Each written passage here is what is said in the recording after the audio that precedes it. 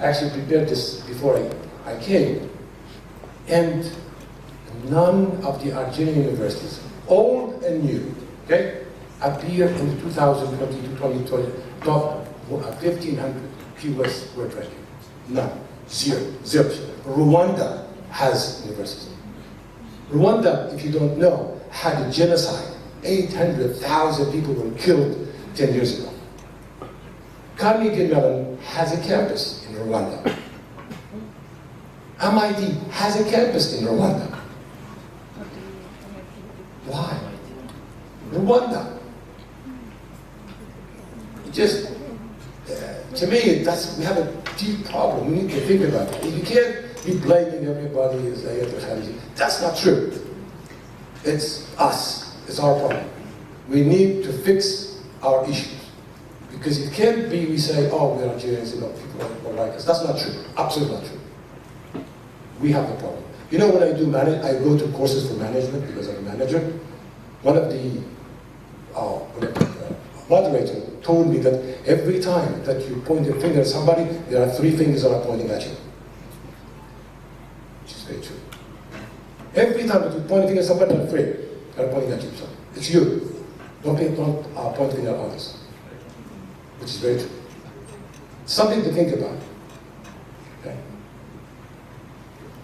All right. Now, the real truth.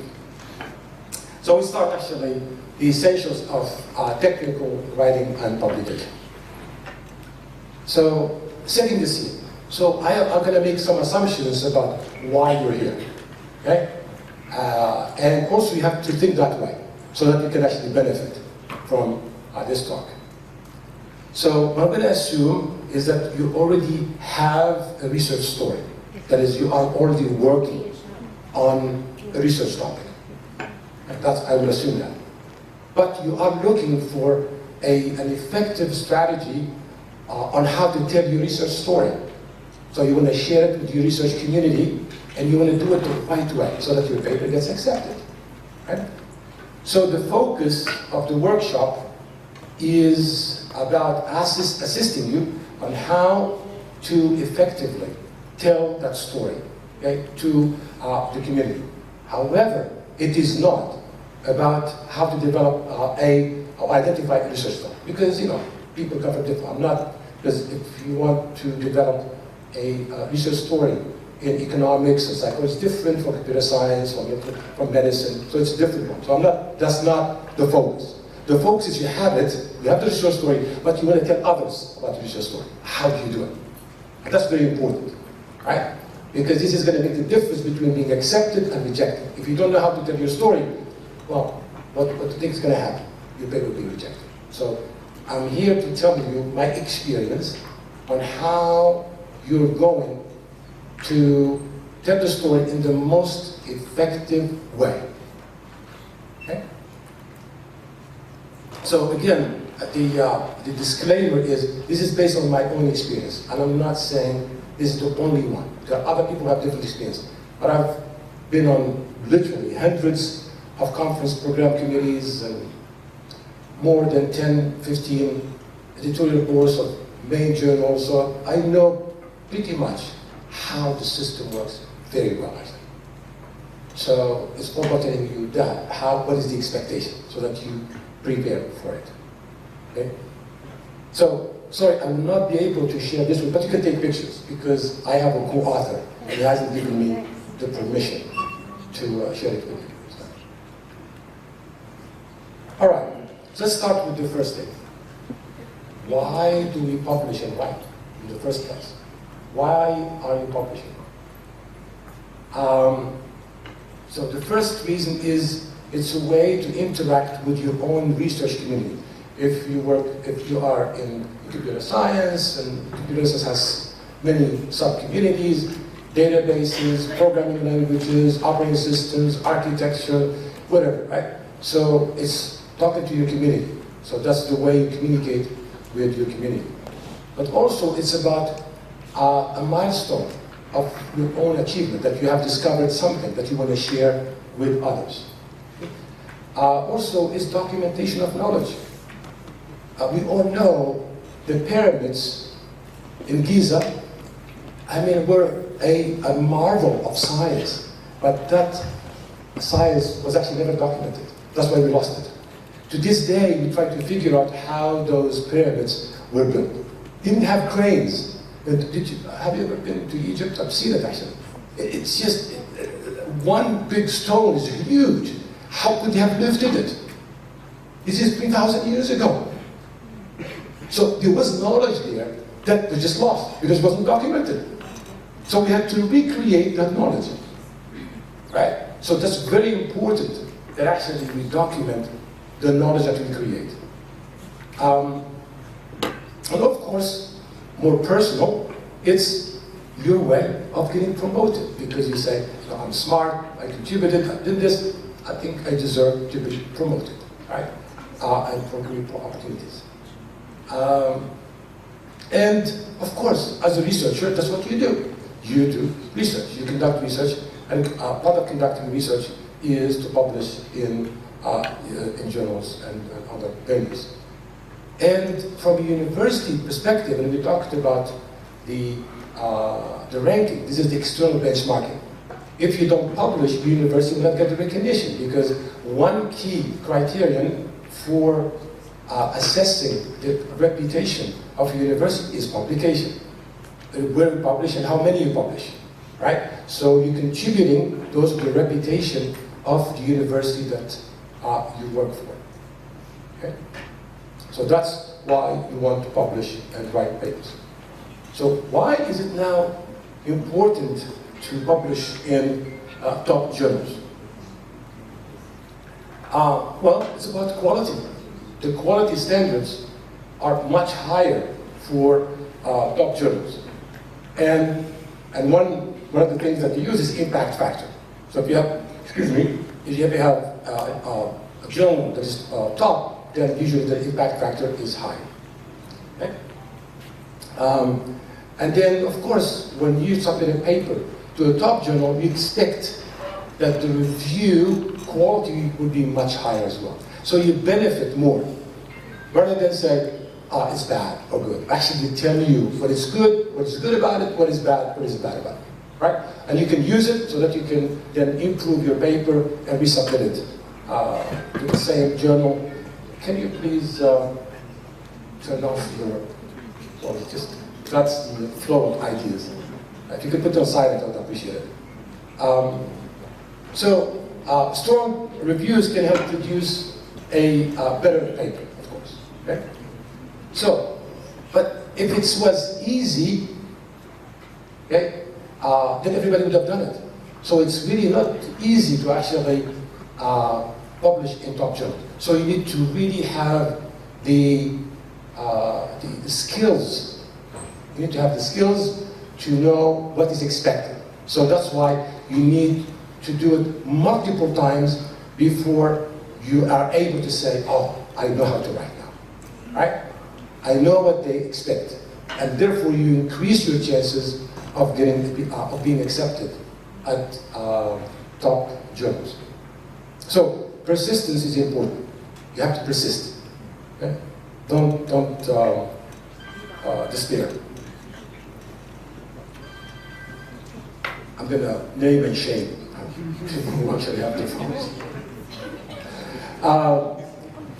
So the planning for writing, in terms of planning for writing,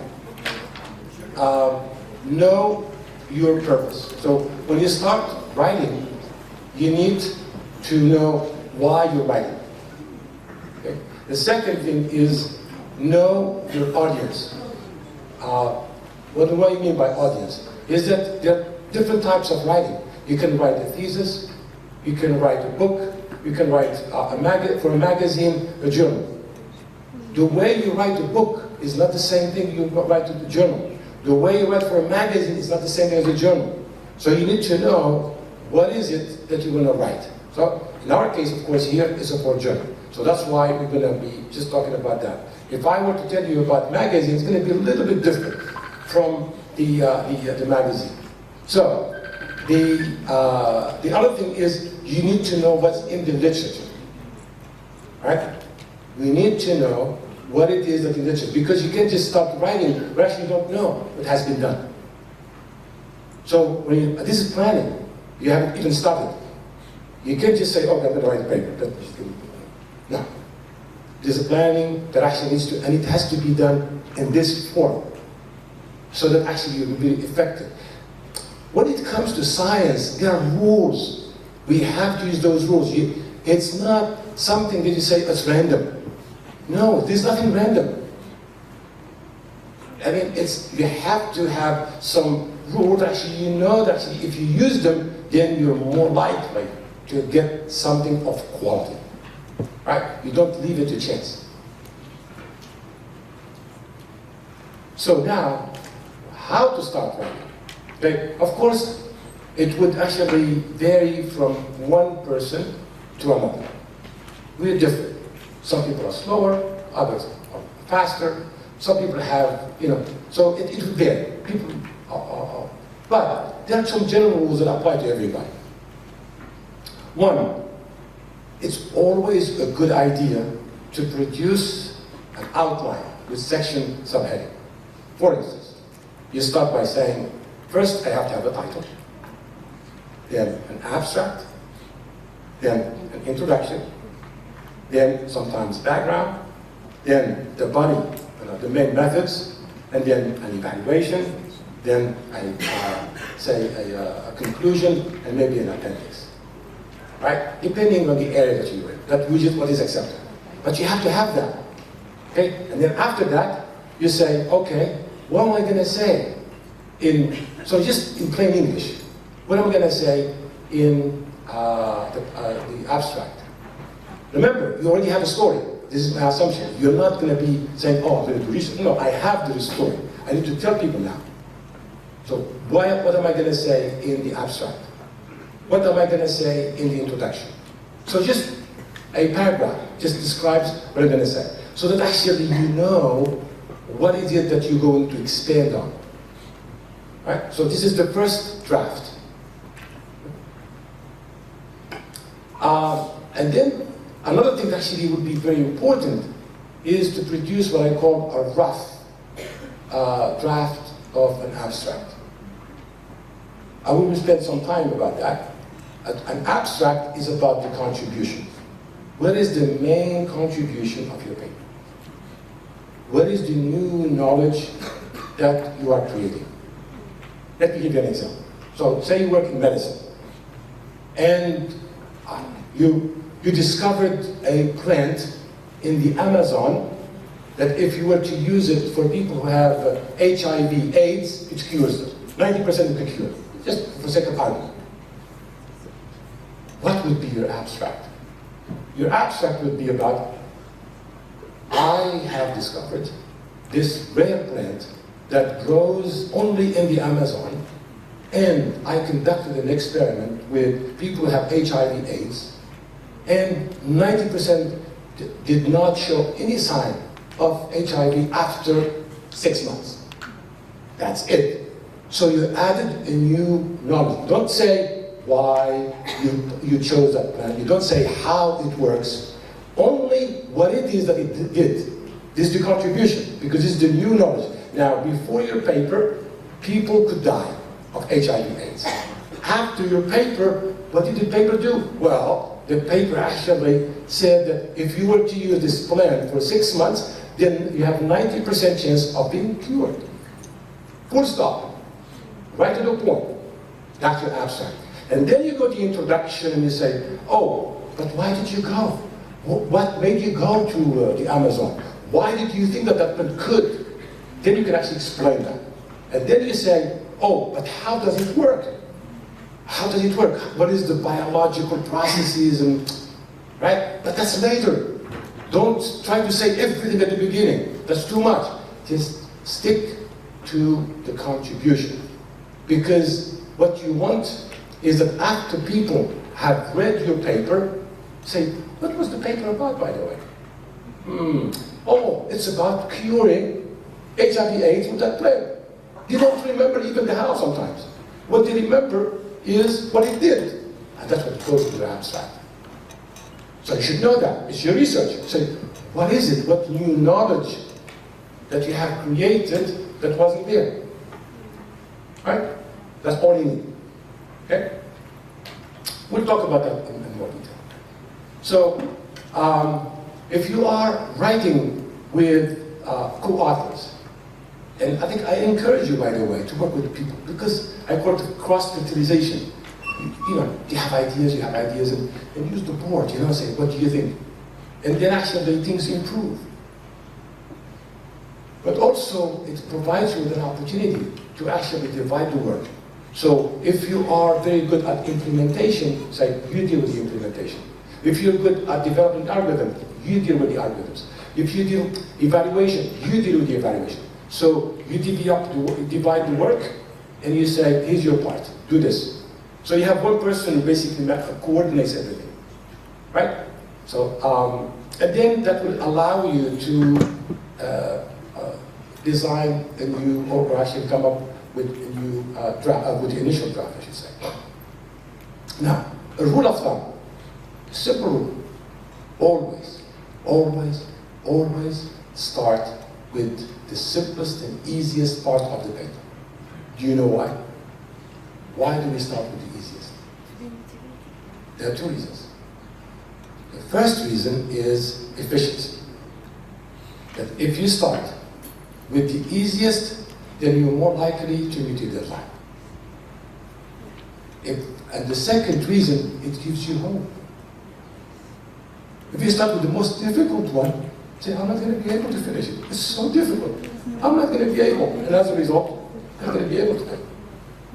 So as a rule of thumb, never, ever start with the thing that is most difficult. Start with the thing that is very easy. Start with it. And go by level of difficulty until we're actually the most difficult one. Right? So this is a strategy, and it works all the time. Right? So don't start with things that are difficult. So when you're writing your paper, the things to keep in mind when writing it, one, of course, you have to identify a significant question and a problem. And by the way, Hadi is really true. Hadi, all my talks that I've given in the Jazair, I found out that people skip this part. They don't, you give them a problem, they say, I'm going to try to find a solution. And then you say, is it significant? It is a problem, but is it significant? Well, promote it. So, oh, okay. But you still have to sell it. If it's not a significant one, it doesn't matter whether you have a good solution. People are not convinced it's a good problem. Why do you spend a lot of time developing a solution for something that is not interesting, that is not significant? It doesn't matter. Because the first thing I will look at is this real problem first? Is this significant? Is this something really important? If it's not, it doesn't matter. I stopped there. I said, it doesn't matter what you do after that. So make sure that the problem is significant. That actually really, and there are many ways how you know that. You look at the community, you read papers, and you look at surveys. There are a lot of ways of how you find out whether the problem is significant or not, depending on the area you're in. So, the aim of your paper is not to summarize everything that has been created since Abu Adam, alayhi salam. It's not. Some people, you know, like 1960s, 50, no. Just look at the past 10 years, 15 years. You know why? Because people who went 10 years looked at the one previous 10 years, and the 10 years before 10 years, right? Don't. Especially in Jazair, one of the problems I had, because I received papers as an editor from Algerians, يعمل لك references that are very old. وانت الكلوك تاعك حبست 1980 ولا واش؟ ما كانش علم بعدها after 1980. There's no knowledge. Very old. والحمد لله عندنا الانترنت يعني شيخ جوجل روح. We have now the internet.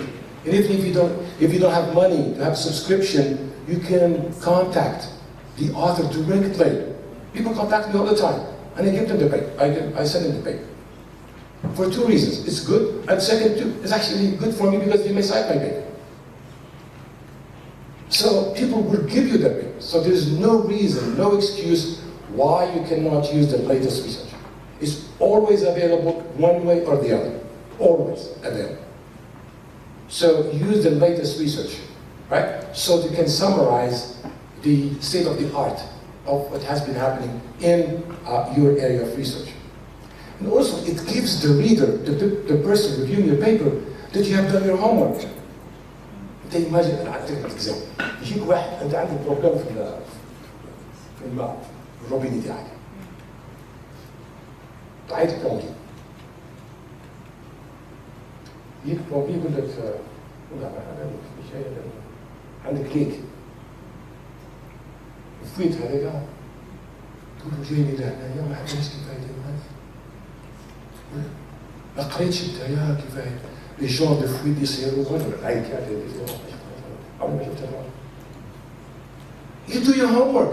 I would like you to come to me and say, you know the stuff. You know the background. You know everything. And then you say, بعد creativity and how I deal with it. This is how you want to project yourself to the reader, that actually you spend some time understanding the background, what has been done. And that you have a good understanding of that. So it's very important that you show that. So, and you do that, of course, by the importance of the topic, knowledge of the topic, also what is new, what is old, and also evidence, which is very important. You can't just say, because I am from Bouqataya, trust me, no, what I'm telling you is the truth. No. I have to have evidence. Either the evidence is through other references that are published, whatever that is. It could be proof, but it has to be evidence. We're talking about science here.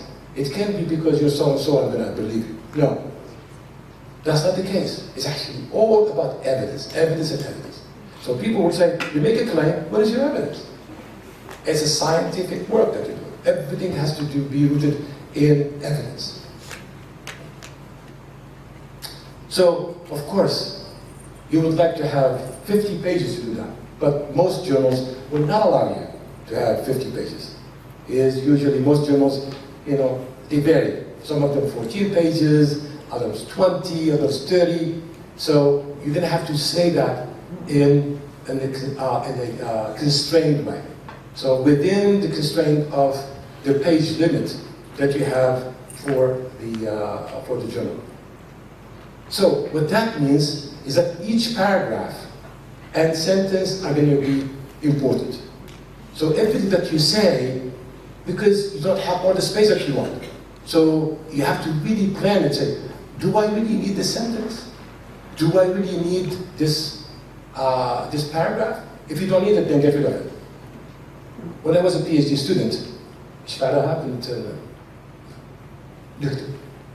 نكتب نروح للسوبرفايزر تاعي يشوف معاها كيما هكا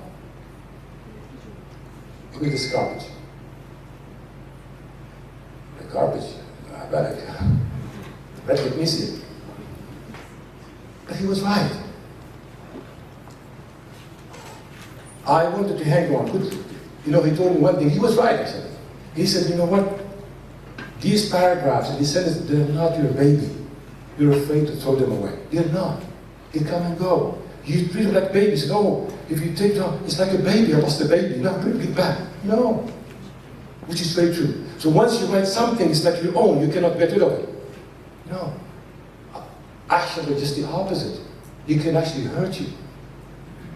Those paragraphs could actually change the way your paper is being written. So if a paragraph may actually damage the understanding of your paper, then get rid of it. It doesn't matter. Even if you spend 10 days working on it, get rid of it. If somebody else tells you, no, that paragraph has no meaning, just get rid of it. Don't say, but I wrote it. I spent some time on it. So what? Are you motivated by your paper being accepted or not? That's the most important thing. It's not whether you wrote it or not. It's an outcome.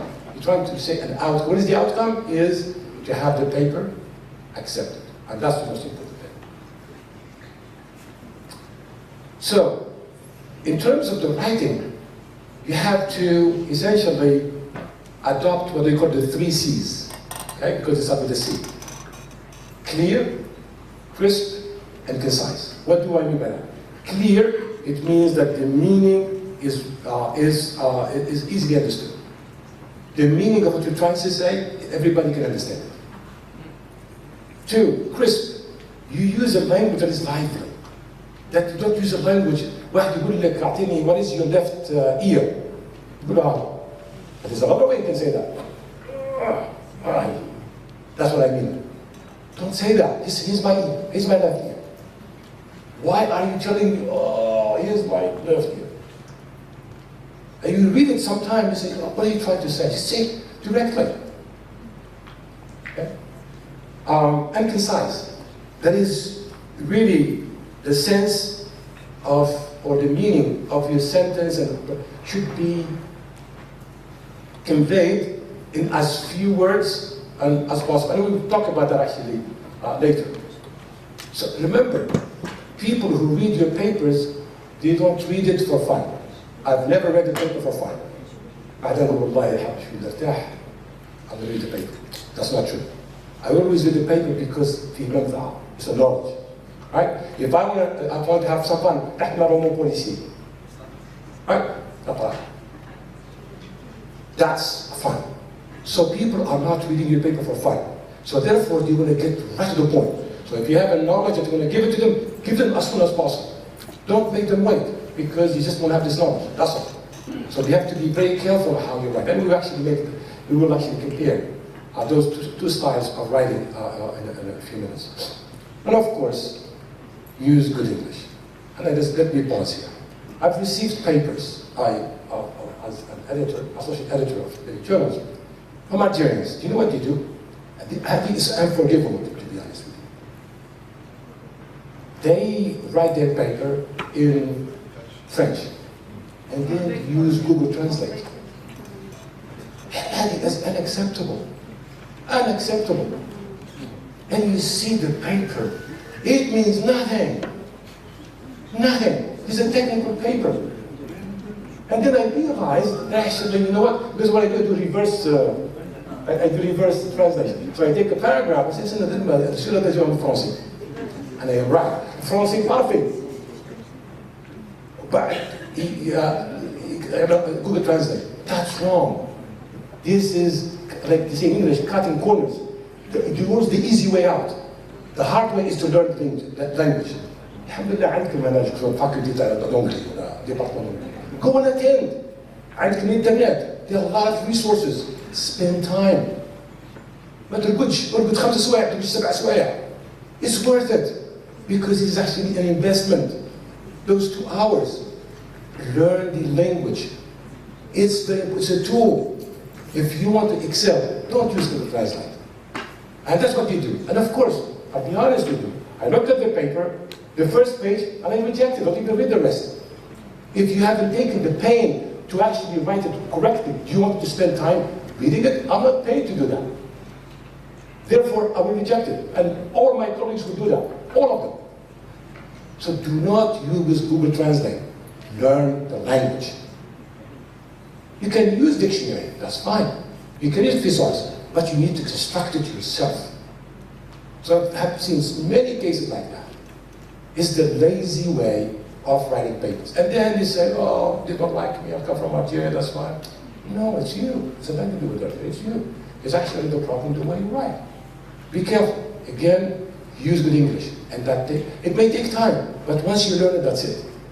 It's a one-off investment. Okay? Now, let's look at the structure of what I call a good paper. Okay? First, because you have to have a title, then an abstract, an introduction.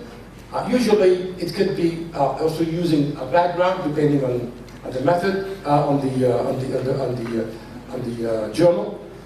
And then usually you have a method, and that would include some of the mathematics and algorithms, and then the results, and then usually a discussion about those results, conclusions, and if you have an acknowledgement of people who contributed, or funding agencies and so on, and some of references, and then usually appendices, things that don't have to be, they don't need to be in the paper. That could be an additional piece of information.